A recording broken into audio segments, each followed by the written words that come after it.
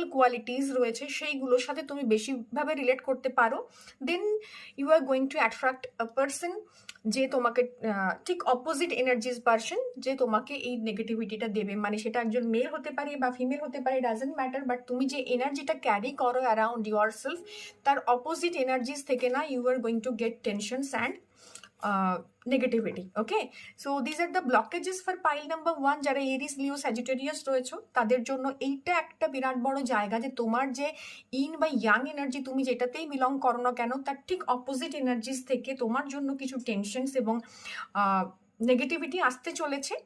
এবং ওল্ড কর্মা না হতে পারে সে তোমার কোনো না কোনোভাবে পাস্ট লাইফের সাথে কানেক্টেড, এবং পাস্ট লাইফের কিছু কর্মার এই হিসেব এই এপ্রিল মাস থেকে তুমি দেবে। বা কারোর ক্ষেত্রে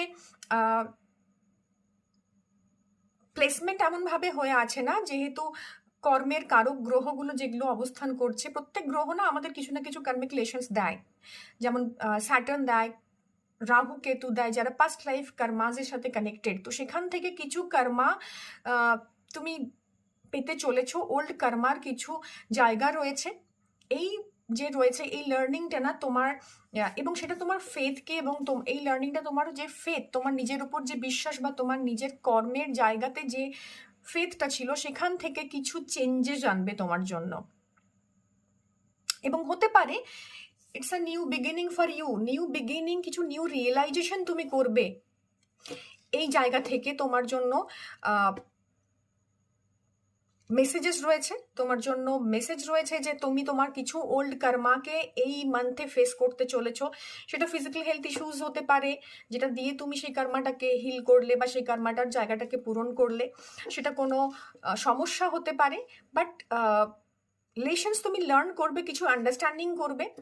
ভয় পাওয়ার কিছু নেই, কর্মা তো ডেফিনেটলি হিট করবে তোমাকে, আমাকে, প্রত্যেককেই। তো সেখান থেকে এই ফায়ারি যে সায়েন্সগুলো রয়েছে তাদের জন্য এই মান্থ অফ এপ্রিল একটা লেসন্স লার্নিংয়ের জন্য ইন্ডিকেশনস রয়েছে, এবং প্রত্যেকে কোথাও না কোথাও গিয়ে এই লেসন্সটা লার্ন করবে। কেউ রিজিডলি লার্ন করো, কাকে প্রচণ্ড, মানে যেমন এরিজের জন্য এই এনার্জিসটা ভীষণভাবে একটা